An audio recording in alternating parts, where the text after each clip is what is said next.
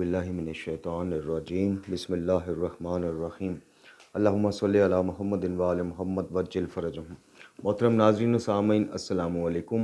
आज की नई वीडियो के साथ हाज़िर खिदमत है और आज की वीडियो का अनवान हमारे चैनल के फॉर्मेट या मौज़ूआत से बिल्कुल हट के है। आज हम गुफ्तगू करेंगे कराची में दुआए ज़हरा केस जो है जो काफ़ी दिनों से लाइमलाइट में है, मेन स्ट्रीम मीडिया पे भी, सोशल मीडिया पे भी। और जिस तरह से पिछले दिनों कराची की अदालत में बच्ची को उस लड़के के साथ पेश किया गया, ख़ासकर उस सिनेरियो के बाद कि जब बच्ची ने वालिदैन से मिलने से इनकार कर दिया और वालिदैन अब बतौर एहतजाज कराची में सड़कों के ऊपर हैं और मुख्तलिफ़ सिमत से मुख्तलिफ़ तरीक़ों से इस केस को देखा जा रहा है। हर तज़किया नगार, हर यूट्यूब का स्कॉलर, हर यूट्यूब का दानिश्वर इस केस को अपने अपने एंगल से और अपनी अपनी ऐनक से देख रहा है। कुछ जो है वो दुआए ज़हरा के जो वालिद साहब हैं मेहदी काज़मी साहब, उनके हक़ में ज़्यादातर लोग जो हैं वो वीडियोस बनाते हैं या उनके मौक़िफ़ को सही समझते हैं। और वहाँ पे कुछ ऐसे भी यूट्यूबर्स हैं, ख़ासकर एक ख़ातून यूट्यूबर हैं कि जो डे वन से ही मतलब इस केस को उस एंगल से देख रही हैं कि दुआए ज़हरा जो है अपनी मर्ज़ी से घर से गई है। अब इस केस के हवाले से मुख्तसरन और जो जनरल गुफ्तगू है इस मौजू के ऊपर कि क्या मकतब इस्लाम में ऐसी छूट है ख़ासकर लड़कियों के लिए कि बालिग होती जाएं और अपनी ज़िंदगी की भाग दौड़ अपने हाथों में लेती जाएं, बालिग होती जाएं और माँ बाप की रिसवाई का सामान पैदा करती जाएं। क्या औरत को, लड़की को, ख़ातून को इस्लाम ने ये छूट है कि बलूगत के बाद वो अपनी ज़िंदगी का एक मेन फ़ैसला, सबसे बड़ा फ़ैसला, ख़ासकर मकतब जाफ़रिया में जहाँ वली की इजाज़त की शर्त है जी, वो फ़ैसला ख़ुद ले सकें। क्या औलाद जो है बालिग होने के बाद मादर पिदर आज़ाद हो जाती है? ऐसे में वालिदैन को ख़ासकर बच्चियों की तालीम व तरबियत के लिए क्या स्टेप्स लेने चाहिए? क्या सिर्फ़ इस्लाम के अहकामात को घरों में नाफिज कर देना काफ़ी है? क्या पर्दे की सख्ती कर देना औलाद के लिए, बच्चियों के लिए बाप का वो काफ़ी है और मुतमिन हो जाना? और दूसरी तरफ अगर देखें कि क्या अपने घरों में इतनी रोशन ख़याली और इस कदर वो माहौल देना चाहिए कि 13-14 साल की बच्चियाँ जो हैं वो पबजी गेमों के ऊपर दोस्तियाँ करें, व्हाट्सएप का यूज़ करें और कोई चेक एंड बैलेंस ना हो,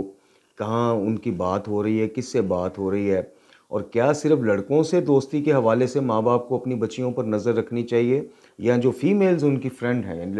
लड़कियों की जो लड़कियाँ फ्रेंड हैं, क्या उनके हवाले से भी कोई माँ बाप के ज़िम्मन में ज़िम्मेदारी है कि वो देखें कि हमारी बच्ची जो है या बच्चियाँ जो हैं, उनकी जो आगे बच्चियाँ, दूसरी बच्चियाँ फ्रेंड हैं, उनका सोचने का अंदाज़ या उनका लाइफ़स्टाइल या उनके घरों का माहौल कैसा है? तो इस ज़िम्मन में इंशाल्लाह आज की वीडियो में गुफ्तगू करेंगे और उसके बाद मुख्तसरन गुफ्तगू करेंगे कि क्या जो सिंध हाई कोर्ट में कराची में जो ये सारा हुआ केस सुना गया और बच्ची का मेडिकल जिस तरह से करवाया गया, उसके वालिदैन जो हैं वो चीख रहे हैं, उनके हाथों में रिपोर्ट्स चीख रही हैं और बच्ची का बर्थ सर्टिफिकेट, उसके वालिद का मैरिज सर्टिफिकेट जो है वो चीख रहा है कि बच्ची की उम्र 14 साढ़े 14 साल से ज़्यादा नहीं है। और इन्हीं पाकिस्तान के इदारों से वो तस्दीक शुदा और इजरा शुदा डॉक्यूमेंट्स हैं। तो क्या वजह है कि क्या अदालत मतलब मोहतरम अदालत जो है उसको इन चीज़ों से उन्होंने सरफ़ नज़र किया या सही तरह से चेक नहीं किया? बेहतर था कि उसकी इंक्वायरी करवा ली जाती। बेहतर था कि वालिदैन के जो तहफ़्फ़ुज़ात हैं, देखें अगर इस केस को अगर आप उस एंगल से भी देखें, यानी कोई अगवा नहीं हुआ, कोई कुछ नहीं हुआ, बच्ची अपनी मर्ज़ी से गई या जो भी वो स्टोरी एक बताई जाती है। अब देखें अदालत में मैं उस दिन वीडियो में बल्कि ख़बरों के क्लिप में देख रहा था कि अदालत में बच्ची से वकील साहब ने पूछा किसी ने या किसी ने सवाल किया कि क्या आपको अपने घर का रास्ता पता है? तो उसको नहीं पता। लेकिन वही बच्ची कराची से लाहौर पंजाब यूनिवर्सिटी तक का सफ़र बकौल उस बच्ची के या उस स्टोरी के वो टैक्सी में करती है और तनहा करती है। तो ये सारी चीज़ें शुबहात पैदा करती हैं। फिर दूसरी बात यह है कि जब उसके वालिद कह रहे हैं कि हमारी शादी 2005 में हुई है, ये 2006 में गालबन बता रहे हैं, तो बच्ची 16 साल की कैसे हो गई? तो वालिदैन के तहफ़्फ़ुज़ात दूर करना मुअज़्ज़ज़ अदालत का जो है वो काम है। देखें वालिदैन जो है उनकी एक ज़िम्मेदारी है और वालिदैन की इज़्ज़त और नमूस की हिफाजत करना जो है वो भी हमारे इदारों की ज़िम्मेदारी है। उनके तहफ़्फ़ुज़ात को दूर करवाना चाहिए था। अगर ये मामला ऐसे था कि जैसा अदालत में बताया गया, जैसा उस बच्ची ने आके बयान दिया कि जी मैं अपनी मर्ज़ी से गई हूँ और मैं वालिदैन से उनके साथ जाना तो दूर, मिलना भी नहीं चाहती, और वो ना मिली। वीडियो क्लिप्स मुख्तलिफ़ उसके ऊपर वायरल हैं। तो फिर भी मेरा ख़्याल है कि इस्लाम की नज़र से, आइन की नज़र से और एक हकूक़ इंसानी की नज़र से वालिदैन का इतना तो हक़ था कि मुअज़्ज़ज़ अदालत कुछ मुलाकात का एहतमाम करवा देती, या जज साहब जो हैं या जज साहबान जो हैं वो अपनी मौजूदगी में बच्ची को भी और वालिदैन को भी बिठाते और ख़ुद सेंटर में बैठते और मामलात को जो है जनाब सुनते, ख़ुद सुनते, वो तहफ़्फ़ुज़ात दूर होते। तो बहरहाल इस ज़िम्मन में इंशाल्लाह गुफ्तगू आके करते हैं, लेकिन सबसे पहले मैं वालिदैन से कुछ गुज़ारिशात करना चाहता हूँ, वालिदैन मुतवज्जो हों। मैंने तकरीबन आज से कुछ साल, 1.5 साल पहले भी एक वीडियो बनाई थी बच्चियों के ही मौज़ू पर, चूँकि मैं अल्हम्दुलिल्लाह ख़ुद 4 बेटियों का बाप हूँ और अल्लाह ताला का शुक्र है कि उसने अपनी रहमतों से नवाजा। इस मौज़ू पे 1.5 साल पहले भी मैंने एक वीडियो बनाई थी कि वालिदैन होशियारबाज़ बच्चियों के मामले में, ख़ासकर बच्चों और ख़ासकर बच्चियों के मतलब लड़कियों के मामले में एहतियाती तदाबीर उस वीडियो में मैंने बताई थी। आज फिर मैं कुछ उनमें से और कुछ नई गुज़ारिशात जो है वो वालिदैन की खिदमत में पेश करना चाहता हूँ। देखें, सबसे पहली बात यह है कि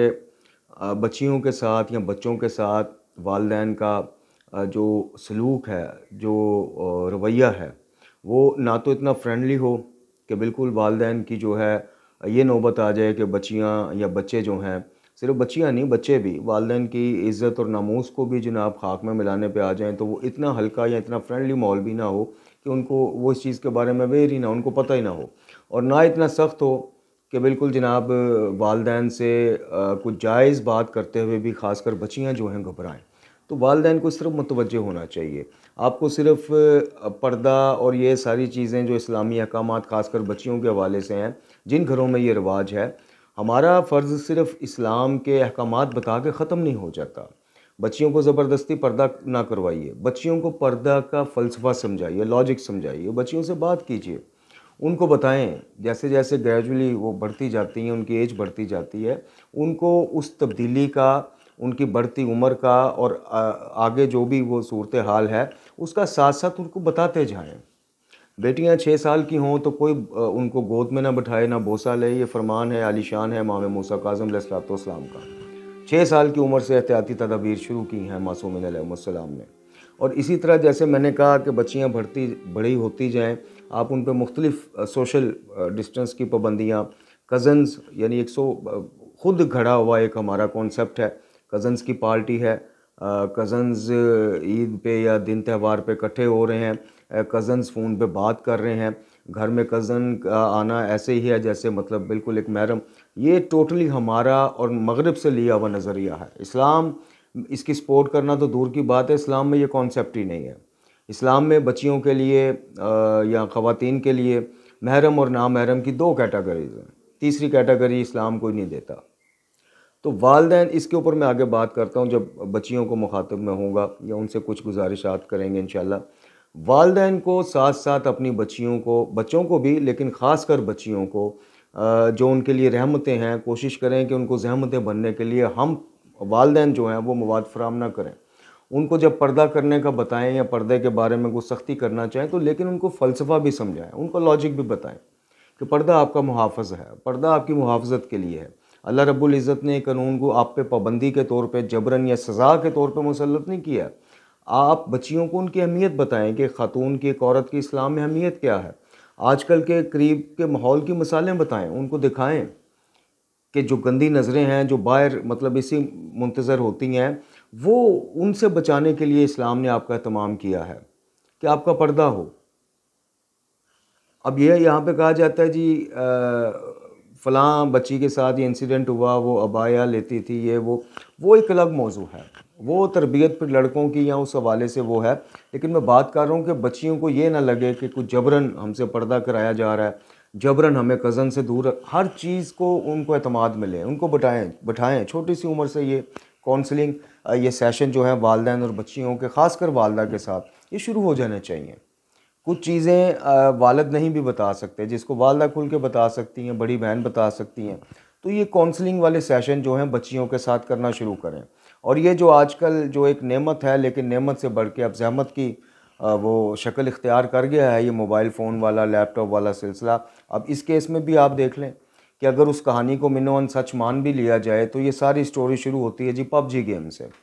तो वालिदैन का सिर्फ बच्चियों की ख्वाहिश पूरे कर देने के लिए मोबाइल टैबलेट उनको लेके दे देना सिर्फ वो नहीं है, चेक एंड बैलेंस रखना भी आपका काम है।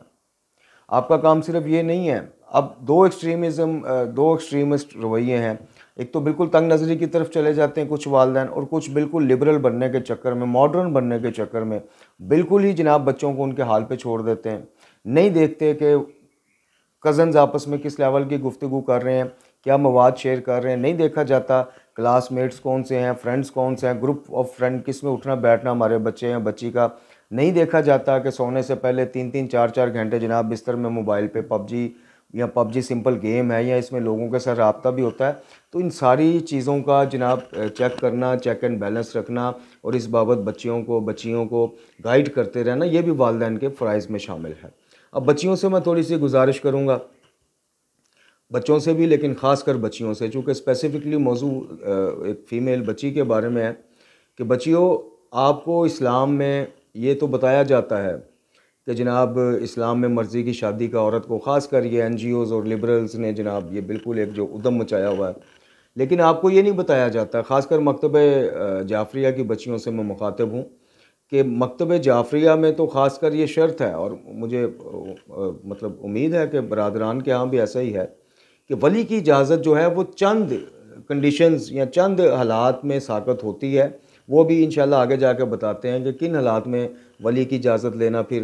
लड़की के लिए ज़रूरी नहीं रहता। लेकिन बच्चियों, आपको मादर पिदर आज़ादी नहीं मिल जाती बालिग होते साथ। ये मगरिब का माहौल है, ये यूरोप का माहौल है कि बच्ची 18 साल की एज, अव्वल तो 13-14 साल का तो वहाँ भी कोई कॉन्सेप्ट नहीं है।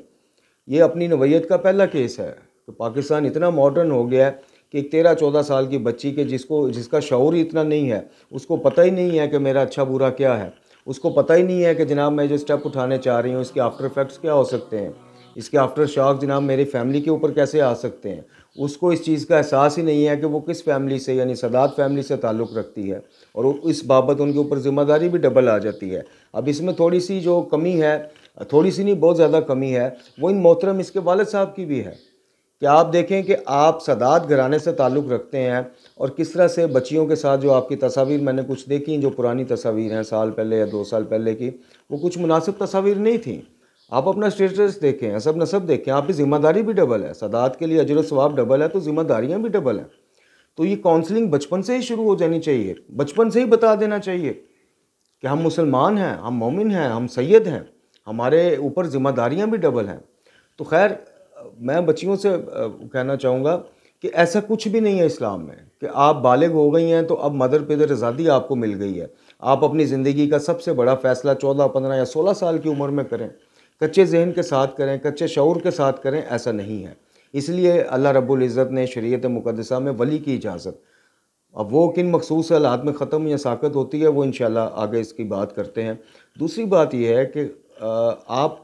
बच्चियों अपने वालिदैन के लिए, ख़ासकर वालिद के लिए आप बाइस फ़ख्र भी बन सकती हैं। आप रहमत है उनके लिए, ज़हमत ना बने, इस चीज़ का एहसास करें, इस चीज़ को ख़ुद पे महसूस करें कि उस वालिद की गर्दन सारी उम्र फिर उठ नहीं सकती बेचारे की, कि जिसके घर में खुदा न खास्ता ऐसा हादसा होता है कि बच्चियाँ अपनी मर्ज़ी से जनाब दोस्तियाँ करती फिरती हैं और फिर एक दिन आता है कि जनाब वालिदैन की पैदाइश से लेके उनको बालिग होने तक की जो मुद्दत में जो वालिदैन की कुर्बानियाँ हैं, जो सेक्रीफाइसेस हैं, बच्चियों की तालीम के लिए, अच्छा माहौल देने के लिए, आसाइशें आपको देने के लिए, राहतें देने के लिए, वही अक्सर से आप लोग नज़रअंदाज करके बाप की जनाब इज़्ज़त को पैरों तले रोंद के आप किस तरह से घर की चार दीवारी फलांग सकती हैं। ऐसा कोई सिस्टम इस्लाम ने आपको नहीं दिया, आपको मिसगाइड किया जाता है। इस्लाम ने जहाँ कहा कि शादी बच्ची की मर्ज़ी से होगी या बच्चियों की मर्ज़ी, वो बिल्कुल है, लेकिन वो ऐसा नहीं है कि वो सारा कुछ ही आपके कंधे पे डाल दिया इस्लाम ने, या आपको ही सारा इख्तियारनामा दे दिया, और ना ऐसा है कि सारा इख्तियार वालिदैन को दे दिया है कि वो किसी नशई पंगी या पैसे के लालच में या किसी भी तरह से जबर करके आपको ज़बरदस्ती किसी के साथ रुखसत कर दें। नहीं, ऐसा भी नहीं है, और ऐसा भी नहीं है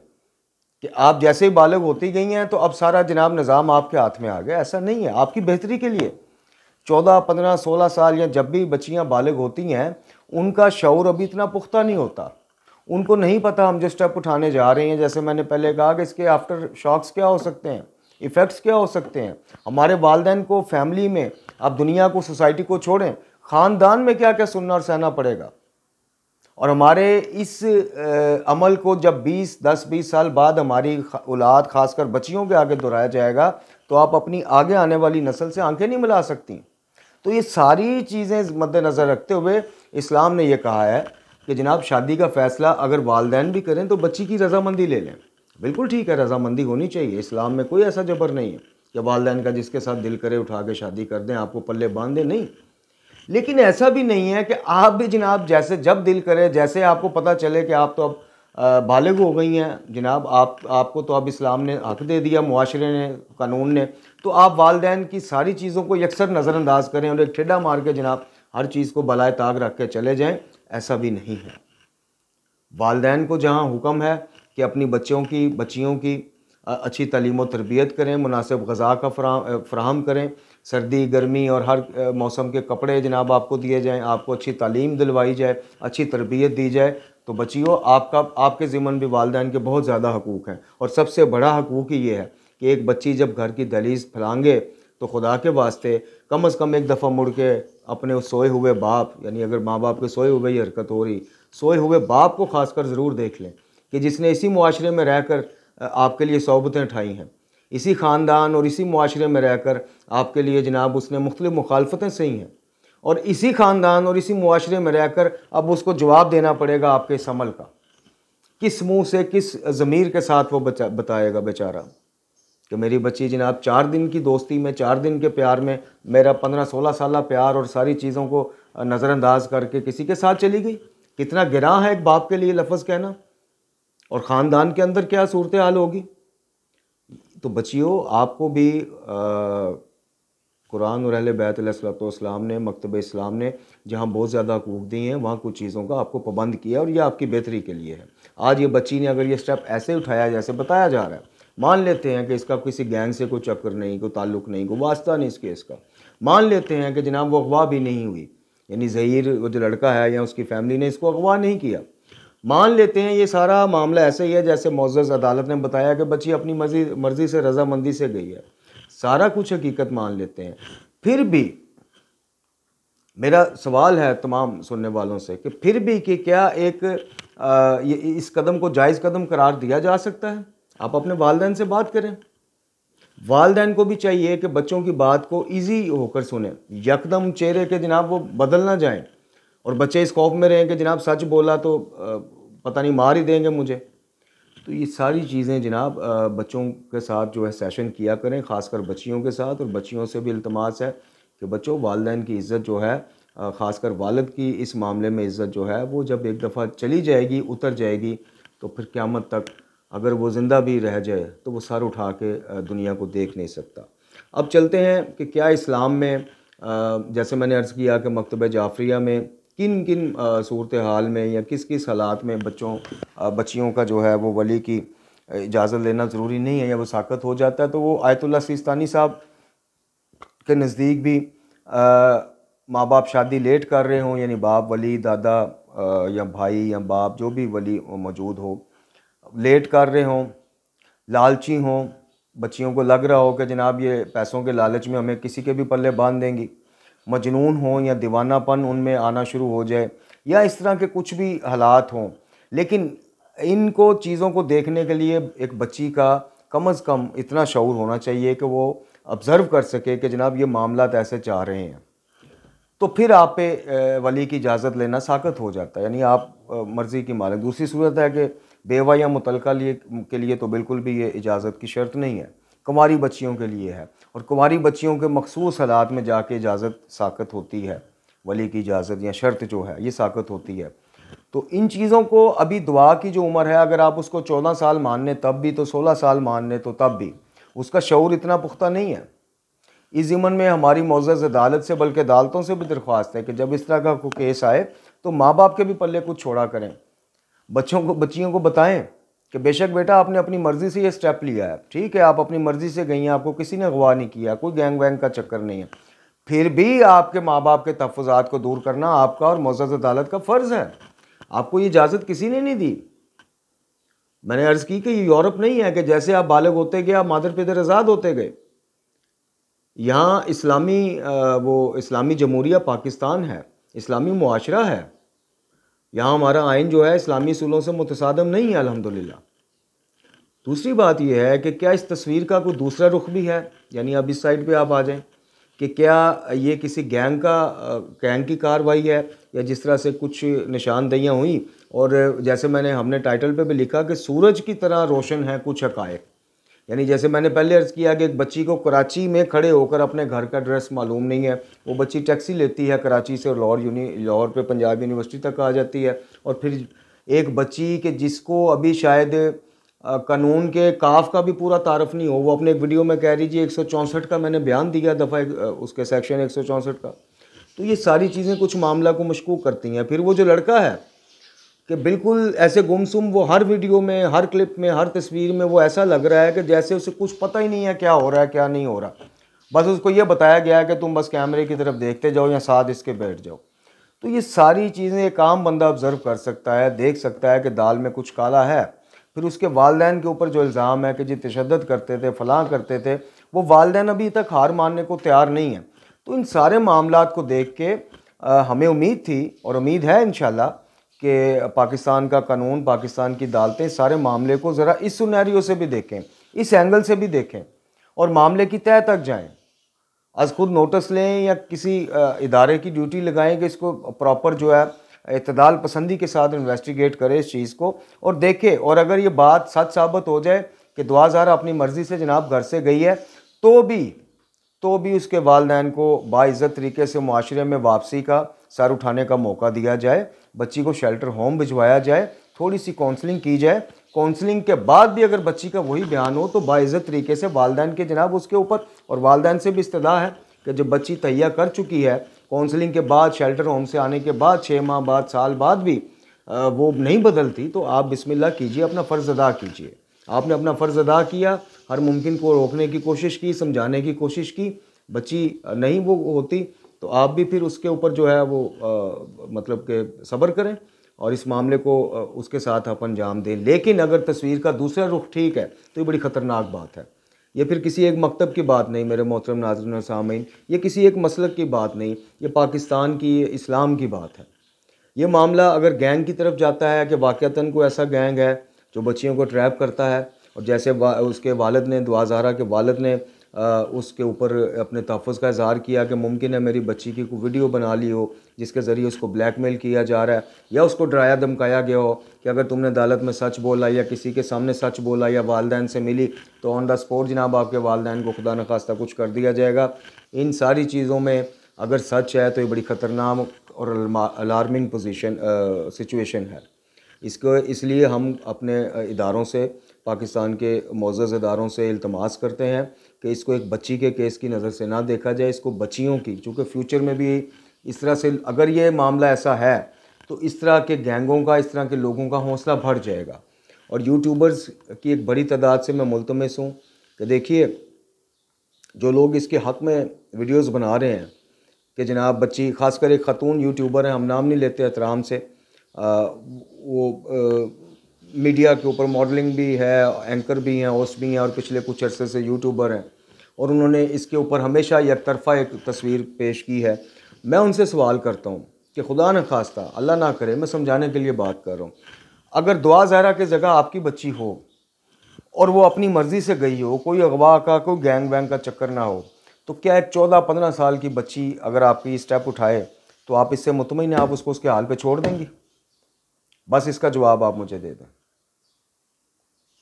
जो आपका जवाब अपनी बच्ची के लिए होगा वही दुआ ज़ारा के लिए रखें कि अगर दुआ ज़ारा अपनी मर्ज़ी से भी गई है तो उसका इस तरह से जाना बनता नहीं, किसी बच्ची का इस तरह से जाना बनता नहीं। माँ बाप आपके लिए क्या कुछ नहीं करते, आपके हकूक़ पूरे करते करते वो अल्लाह और अपने हकूक़ ख़राब कर लेते हैं, वो अपनी आखिरत का सौदा तक कर लेते हैं। इसीलिए एक को बाबुल जन्नत, जन्नत का दरवाज़ा कहा गया, और एक के कदमों में जन्नत रखी गई। तो बच्चियों से गुजारिश है, बच्चों से भी, बच्चियों से भी